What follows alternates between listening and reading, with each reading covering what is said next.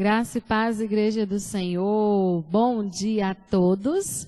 Vamos dar início a mais um EBD e eu quero te convidar a orar comigo, pedindo para que o Espírito Santo te ensine e me ensine nesta manhã. Que tudo aquilo que o nosso Deus tem para acrescentar às nossas vidas, nós estejamos prontos para recebermos e que os nossos corações, como uma boa terra, produza muitos frutos para a glória do Senhor. Amém? Vamos orar ao Senhor? Senhor, nós bendizemos o Teu nome e te agradecemos por esse dia que o Senhor nos concede. Nós te exaltamos por Tua bondade, Tua misericórdia e Teu amor, que sobre nós tem sido constantes, Pai. Nesta manhã nós pedimos a Ti que nos conduza em crescimento e em conhecimento da Tua verdade. Ensina-nos, Espírito Santo, convença-nos e transforme os nossos caminhos para que possamos te agradar e nos parecermos cada vez mais com Jesus. Nós oramos em o nome de Jesus. Amém. Amém? Na nossa última escola bíblica dominical, no nosso último estudo, nós falamos sobre a necessidade que temos de aproximar-nos de Deus e que Ele está perto daqueles que o buscam. E hoje nós vamos falar sobre conhecer o Deus único e verdadeiro. O nosso estudo está baseado no livro de João, Evangelho de João, capítulo 17. Você pode ler o capítulo todo, mas nós vamos ler alguns versículos. E nós vamos ler João capítulo 17, versículos de 1 a 6, e depois a gente vai ler o versículo 10 e depois o versículo 25 e 26, tá? João 17, 1 a 6 diz assim: Depois de dizer essas coisas, Jesus olhou para o céu e disse: Pai, chegou a hora. Revela a natureza divina do teu Filho, a fim de que ele revele a tua natureza gloriosa. Pois tens dado ao Filho autoridade sobre todos os seres humanos, para que ele dê a vida eterna a todos os que lhe deste. E a vida eterna é esta, que eles conheçam a ti, que és o único Deus verdadeiro. E conheçam também Jesus Cristo, que enviaste ao mundo.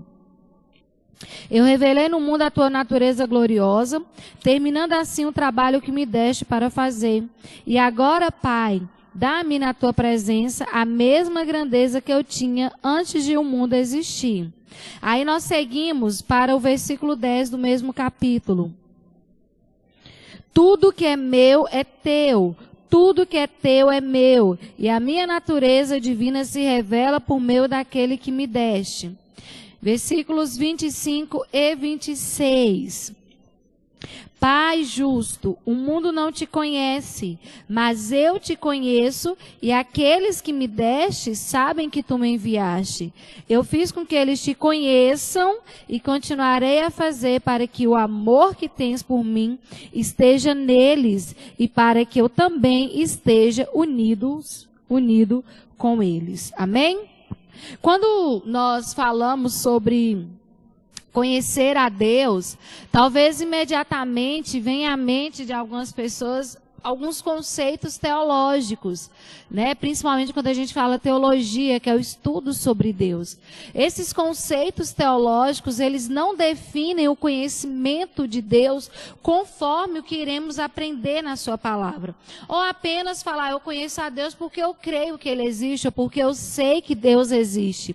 É muito mais amplo quando se trata de conhecer a Deus. É preciso muito mais. É preciso mais do que saber conceitos teológicos. É preciso mais do que saber da existência de Deus. É preciso compreender quem Deus é. E o mais interessante é que essa necessidade de compreender quem Deus é sanada pelo próprio Deus, porque Ele se apresenta a nós. Ele toma a iniciativa de se revelar a nós. Deus, o desejo de Deus é que o homem o conheça.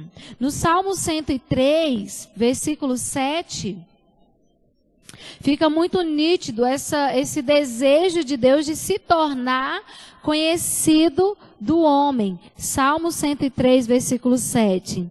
Ele revelou seus planos a Moisés e deixou que o povo de Israel visse os seus atos ou seus feitos poderosos. Então Deus se deixa conhecer. Deus, ele se revela ao homem. Deus, ele se torna conhecido. Agora é um desafio para nós, como humanos, conhecermos a Deus. Por que é um desafio?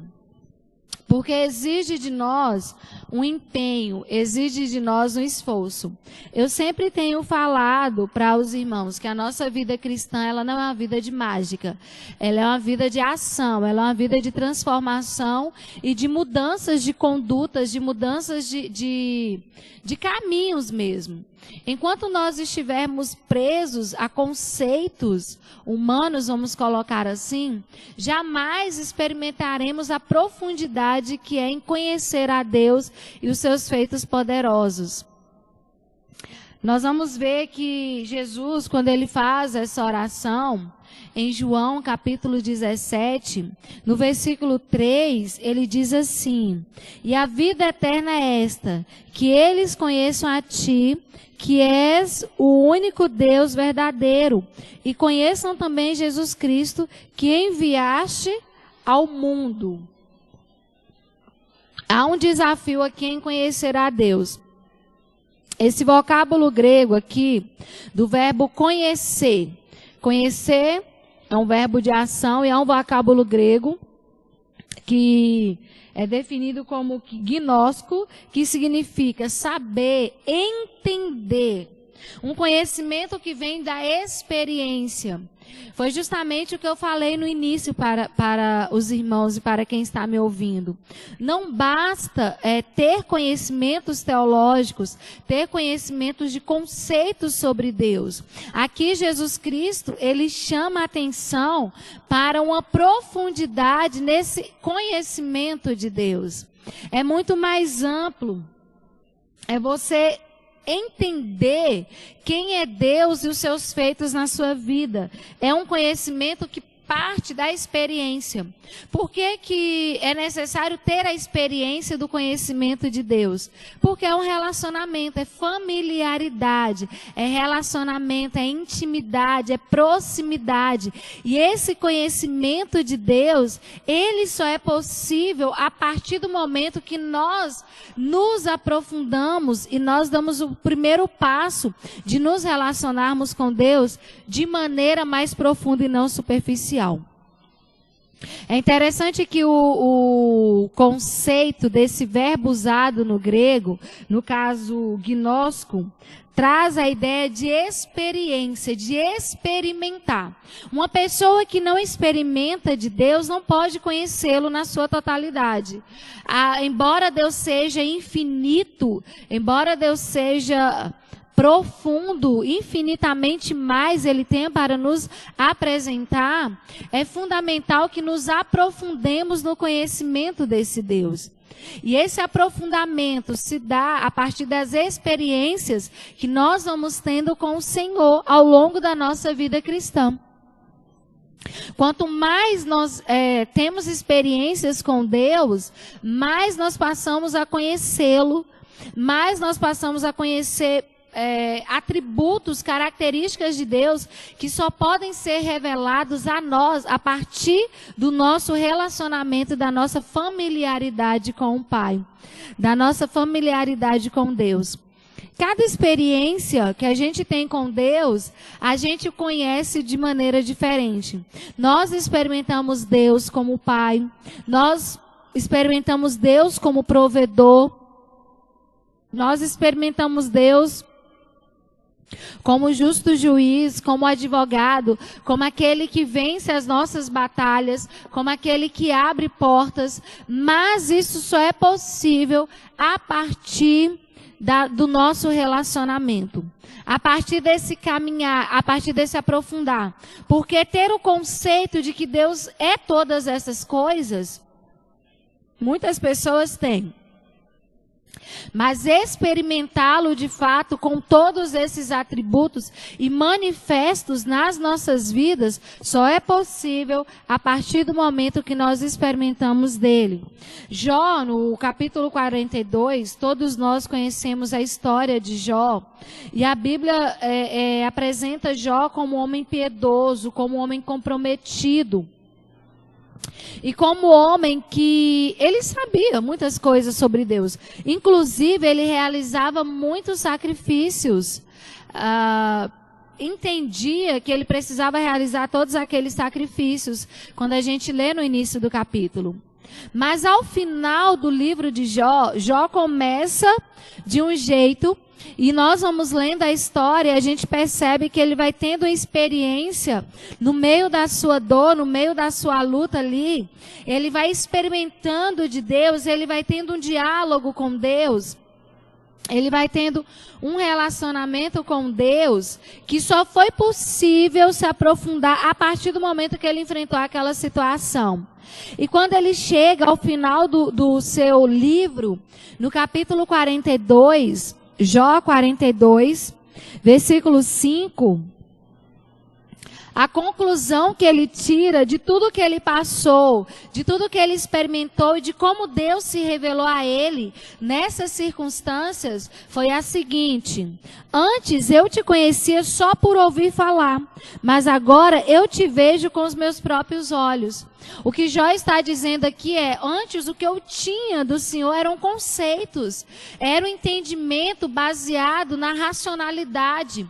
Mas hoje o que eu tenho, as minhas próprias experiências me revelam quem o Senhor é. As minhas experiências com o Senhor me fazem conhecer-te. É isso que Jó está dizendo. Mas agora os meus próprios olhos te veem, mas agora eu sei quem tu és.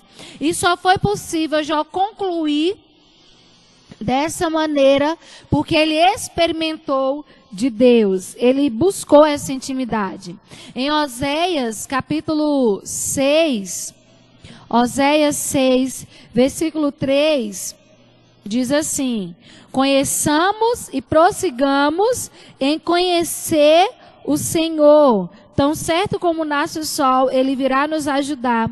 Virá tão certamente como vêm as chuvas da primavera que regam a terra. Conheçamos e prossigamos em conhecer o Senhor. Há um desafio e há um chamamento do profeta para nós.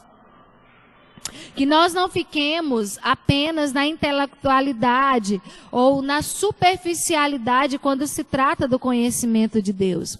Que cada experiência que nós tivermos com Ele, nós possamos ver a sua face revelada a nós, os seus atributos revelados a nós. Porque foi isso que o salmista falou lá no Salmo 103. Deus, Ele ama se revelar aos seus filhos. Agora nós precisamos estar prontos para receber dessa revelação de Deus e nos aprofundar em intimidade, relacionamento e familiaridade com o nosso Deus. E aí nós seguimos, conheço o Deus único e verdadeiro. Jesus, nessa oração, no capítulo 17, tá? É o nosso texto base, como eu disse, para os irmãos. No versículo 3, Jesus, ele segue, ele fala assim, olha, a vida eterna é essa, que eles conheçam a ti, que és o único e verdadeiro Deus. Que eles conheçam a ti, que és o único e verdadeiro Deus. Conhecer a Deus é o pré-requisito para a salvação. Isso que nós vamos aprender lá em João, o Evangelho de João, capítulo 1, versículo 12. João ainda diz, olha, todos aqueles que creram e o receberam, deu-lhes o direito de se tornarem filhos de Deus. A decisão de receber a Jesus, quando eu falo que conhecer a Deus é pré-requisito para a salvação, nós estamos falando que ao conhecer a Deus, ele sai desse entendimento de conceitos teológicos ou de conceitos humanos, vamos colocar assim, e ele passa pela experiência. E conhecer a Deus, quando passa por essa experiência, é um pré-requisito para a salvação. Por que é um pré-requisito para a salvação? Porque todos quanto creram, deu-lhes o poder de se tornarem filhos de Deus, deu-lhes o direito de serem filhos de Deus. O crer em Jesus, ele parte de uma concepção de você entender, ou de nós entendermos, qual foi a obra de Jesus aqui nessa terra, o ministério de Jesus nessa terra, e tudo que ele fez para nos alcançar por meio da salvação. E para isso é necessário entendimento de alma. Não entendimento de mente, vamos colocar dessa maneira. Por quê? Porque eu não sei se os irmãos, sempre muitas pessoas já ouviram isso, eu acredito que sim, mas muitas pessoas, elas sempre falam, quando elas querem se esquivar desse amor de Deus, desse sacrifício de Jesus, algumas pessoas de maneira até, usando até zombaria, falam, mas eu não mandei Jesus morrer no meu lugar, ou ele morreu porque quis, ou seja, eu sei que Jesus fez tudo isso, mas eu não tenho nada a ver com isso. Então, para os irmãos perceberem que o crer não está ligado apenas à mente. É algo que precisa acontecer na alma. E aí eu repito para os irmãos, é uma questão de experiência. De você experimentar Deus na sua alma e no seu espírito. Por isso que a salvação parte de um conhecimento de Deus que não é um conhecimento teológico. Por isso que a salvação alcança todas as classes sociais, tanto analfabetos quanto doutores. Todos eles são alcançados pela salvação de Deus, porque você não precisa de um entendimento na mente. Você não precisa de um entendimento intelectual. Você precisa de um entendimento e de uma experiência, de um conhecimento que ele surge na alma, ele passa pela alma, pelo seu espírito. Então, a decisão de receber Jesus como Senhor e Salvador passa a partir do resultado de conhecimento de Deus, que é gerado na alma. João 3,16, sobre essa obra salvífica de Jesus, diz, porque Deus amou o mundo de tal maneira que deu o seu único filho para que todo aquele que nele crê não pereça, mas tenha a vida eterna, o entendimento do amor de Deus, o constrangimento de receber esse amor em nossas vidas. E aí nós seguimos com João 3, Romanos 3:23, que diz, todos pecaram e estão afastados da presença gloriosa de Deus. Todos pecaram e destituídos estão da glória de Deus. Todos nós pecamos, estamos distantes da glória de Deus. É isso que o texto está falando. Mas só ler o texto, talvez, e decorá-lo, não é suficiente. É preciso que a nossa alma entenda a realidade do pecado nas nossas vidas. É preciso que o nosso espírito entenda e compreenda que ele está distante de Deus, que ele está distante dessa glória, que ele está distante dessa graça. Romanos 6:23, que diz assim, porque o salário do pecado é a morte, mas o dom gratuito de Deus é a vida eterna que temos por meio de Cristo Jesus, o nosso Senhor. O salário do pecado é a morte. A mente humana, na sua finitude, não consegue compreender que quanto mais ela peca, mais ela morre, mais distante ela fica de Deus. Não há esse entendimento, mas o Espírito Santo de Deus gera em nosso espírito essa experiência, esse entendimento do conhecimento do nosso estado, de como nós estamos distantes do Senhor, e como ele nos alcança por meio da graça e por meio da salvação em Cristo Jesus. Romanos 5:8 diz assim: mas Deus nos mostrou o quanto nos ama. Cristo morreu por nós quando nós ainda vivíamos em pecado. Então os irmãos percebem que há uma progressão de entendimento e de conhecimento aqui. Primeiro nós precisamos entender que Deus amou o mundo de tal maneira que o único filho que ele tinha, ele enviou para morrer em nosso lugar. E aí a gente vai compreendendo que esse amor de Deus, a ponto de dar o seu filho, foi justamente para nos livrar da morte, porque todos nós pecamos e estávamos distantes da gloriosa presença de Deus. E só Jesus poderia nos resgatar. E que o salário do pecado é a morte. E tudo isso foi feito não porque merecêssemos, porque a Bíblia fala em João 5:8 que Deus nos mostra o quanto Ele nos ama quando nós ainda vivíamos em nossos pecados, quando nós vivíamos afastados dEle. Então, conhecer o Deus único e verdadeiro é conhecer na alma e no espírito a sua obra de salvação. É conhecer os seus atos, todo o seu plano de salvação para nos alcançar. Por isso que conhecer a Deus é pré-requisito para a salvação. Quando nós falamos, repetindo, que conhecer a Deus é pré-requisito para a salvação, não estamos falando de um conhecimento intelectual.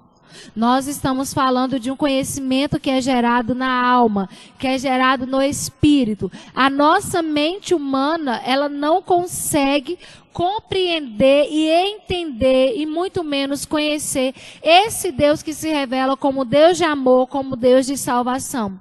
Por isso que há tantas pessoas que ignoram esse plano de salvação, que ignoram a morte e a ressurreição de Jesus, porque não consegue, a sua mente humana não consegue conhecer, não consegue compreender, e na sua alma, no seu espírito, ela não teve uma experiência capaz de conhecer esse Deus salvador, esse Deus resgatador. Amém? E aí nós vamos seguindo no nosso estudo sobre conhecer o Deus único e verdadeiro, todo baseado no capítulo 17 de João. Como eu disse, os irmãos podem ler todo o capítulo 17, que é uma oração que Jesus faz. Jesus, ele faz essa oração por aqueles que creram nele e por aqueles que creriam nele, ou seja, essa oração também nos alcança. E em todo o tempo nós vamos vendo Jesus falando: Pai, que eles te conheçam. Pai, revele-se a eles. Conheçam o Deus único e verdadeiro. É impossível nós nos relacionarmos com Deus apenas no campo intelectual. Não tem como, porque Deus é muito mais do que os livros revelam, né? Do que os teólogos revelam. Deus, ele é uma experiência.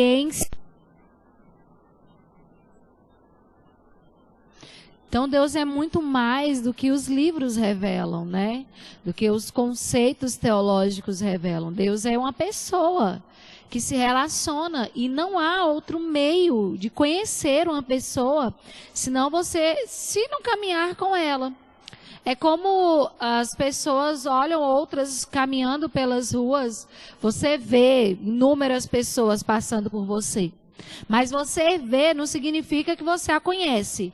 Ou você ouvir algo sobre aquela pessoa, ou você ler alguma coisa sobre aquela pessoa, não necessariamente você não a conhece. É como os artistas, né?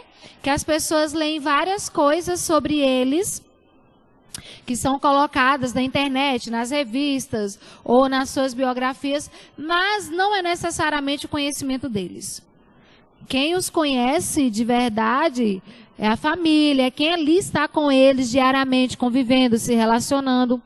E Deus é uma pessoa que talvez você entenda que pelo fato de você ter lido algo sobre ele, ou ter lido a Bíblia 20, 30 vezes, como pessoas gostam de argumentar, mas eu já li várias vezes a Bíblia.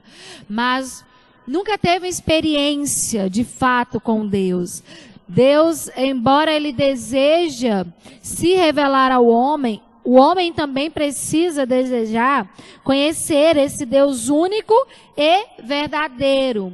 Único e verdadeiro porque, como eu disse, nosso estudo está baseado no capítulo 17 do Evangelho de João. E o versículo 3, Jesus reafirma: a vida eterna é esta, que eles conheçam a ti, que és o único Deus verdadeiro, que és o único Deus verdadeiro. Esse vocábulo aqui, verdadeiro, né? Esse vocábulo aqui, verdadeiro, no grego quer dizer aletinos, que é oposto ao que é falso, oposto ao que é fingido, é algo que não é fictício. É isso que Jesus está falando. Olha, Deus, ele é real. Deus, ele não é falso. Deus, ele não é fruto da imaginação humana. Não é fruto de uma necessidade humana. Deus é o Deus único e verdadeiro. E ele se contrapõe a todos os outros deuses que aparecem diariamente desde sempre. Desde sempre existem outros deuses que são levantados, mas nenhum Deus é verdadeiro. O nosso Deus, segundo a palavra, ele é o Deus único e verdadeiro. Você pode ter passado por muitas experiências com outros deuses falsos, fictícios, criados por sua mente ou pelo próprio homem, mas o nosso Deus, ele não foi criado pelo homem. O nosso Deus, ele não é não é fruto da imaginação, como alguns filósofos gostam de afirmar. O nosso Deus, ele é verdadeiro. Quando Jesus faz uma referência e uma afirmação à unicidade de Deus, quando afirma, olha, ele é único. O que Jesus está dizendo? Ele está reafirmando o monoteísmo. O que é o monoteísmo? A existência de um só Deus que reina sobre tudo e sobre todos, que é criador de todas as coisas. Um só Deus. Todos os outros deuses fora desse daqui, que a palavra nos apresenta, são deuses falsos, são deuses fictícios. É isso que Jesus está dizendo. Eles não governam, eles sim são fruto da mente humana. Este conceito de monoteísmo, de um único Deus, único e verdadeiro, está presente em toda a Bíblia. E a gente vai ler alguns versículos que nos comprovam isso. Deuteronômio, lá no Antigo Testamento, a gente já vê Deus se apresentando como único e verdadeiro Deus. Deuteronômio, capítulo 4.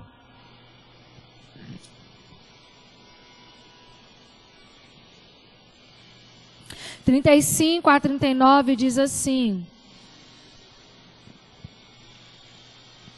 Deus deixou que vocês vissem tudo isso para que soubessem que o Senhor é Deus. Não há nenhum outro Deus a não ser Ele. Não há nenhum outro Deus a não ser Ele.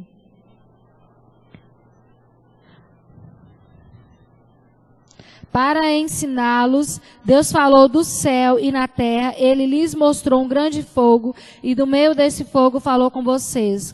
Deus amou os nossos antepassados e por isso escolheu vocês. Ele mesmo, com a sua grande força, os tirou do Egito. Depois foi na frente de vocês, expulsando povos que eram mais numerosos e mais poderosos do que vocês. E assim deu a vocês as terras daquelas nações, onde vocês estão morando agora.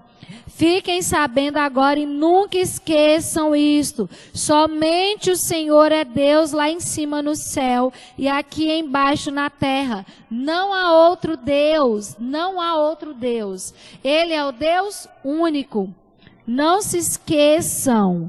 Fiquem sabendo agora e nunca se esqueçam disso. Somente o Senhor é Deus, Ele é o único Deus. Isaías 44. Isaías 44, versículo 6, diz assim: O Senhor, o Rei Salvador de Israel, o Deus Todo-Poderoso diz: eu sou o primeiro e o último. Além de mim não há nenhum outro Deus. Não há nenhum outro Deus. E Jesus, ele vai afirmando isso quando ele diz lá em Marcos 12,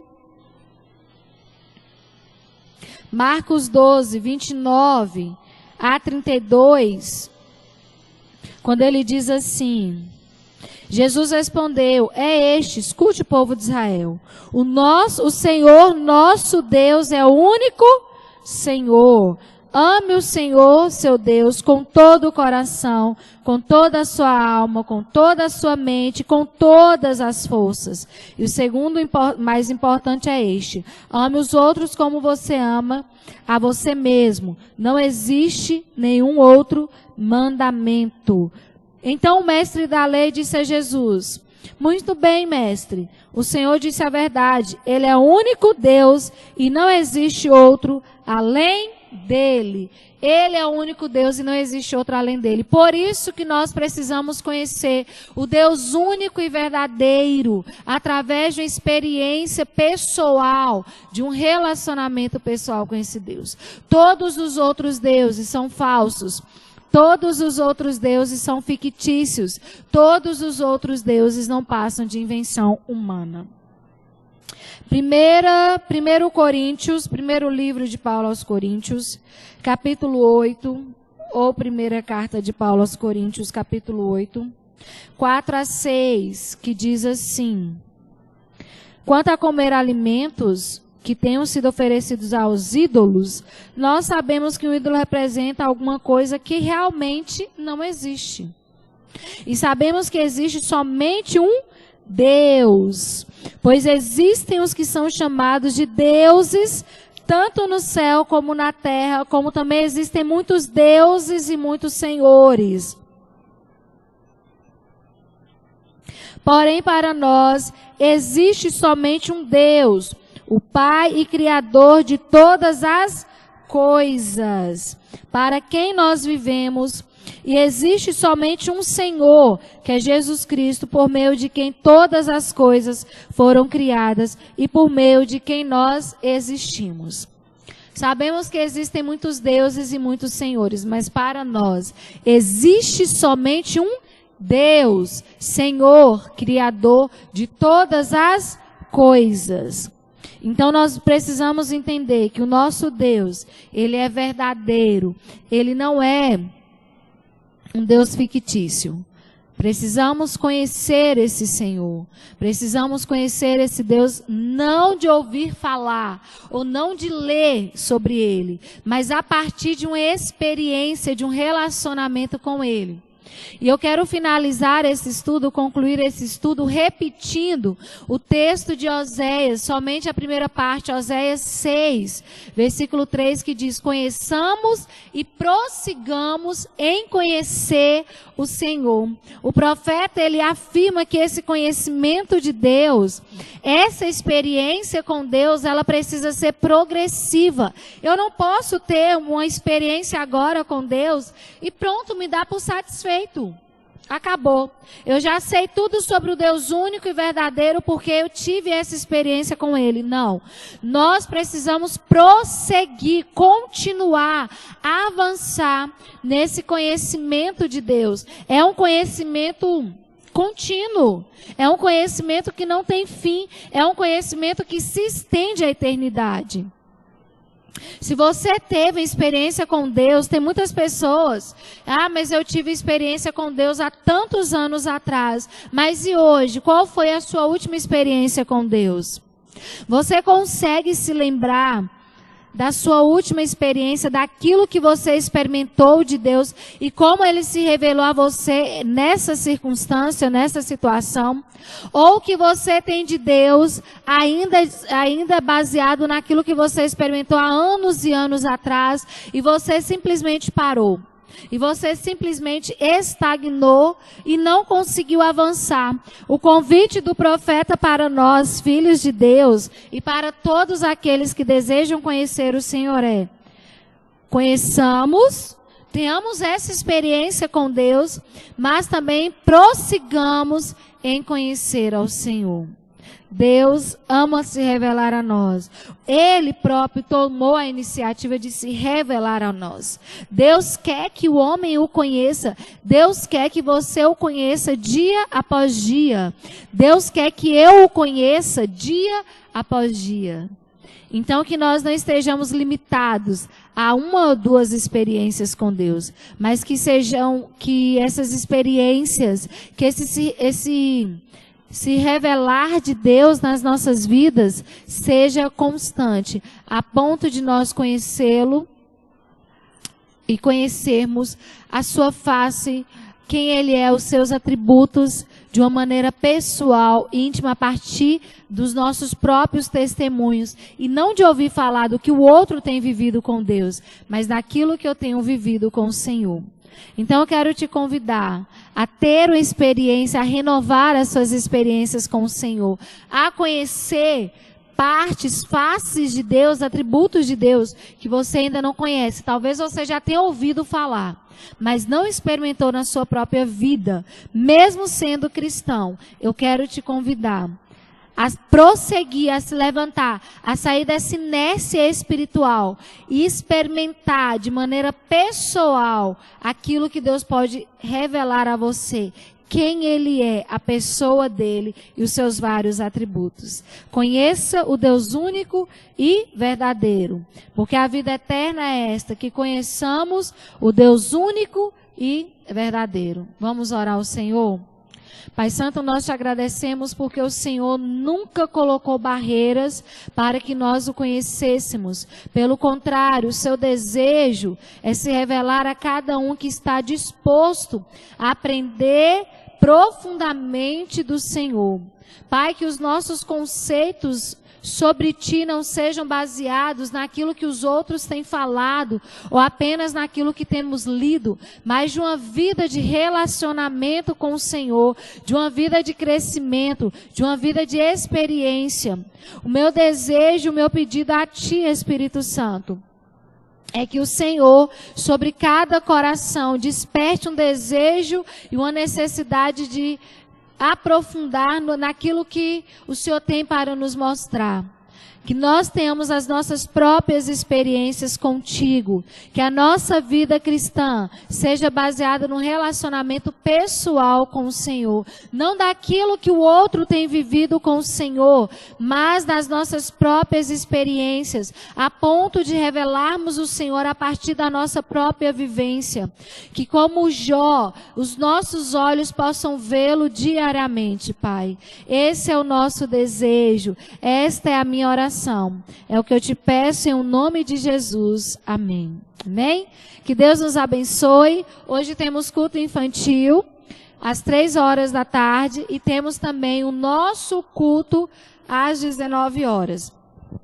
Lembrando que o templo está aberto domingo pela manhã, às 9 horas, domingo pela noite, às 19 horas, e também às quintas-feiras, 19h30. Que Deus nos abençoe.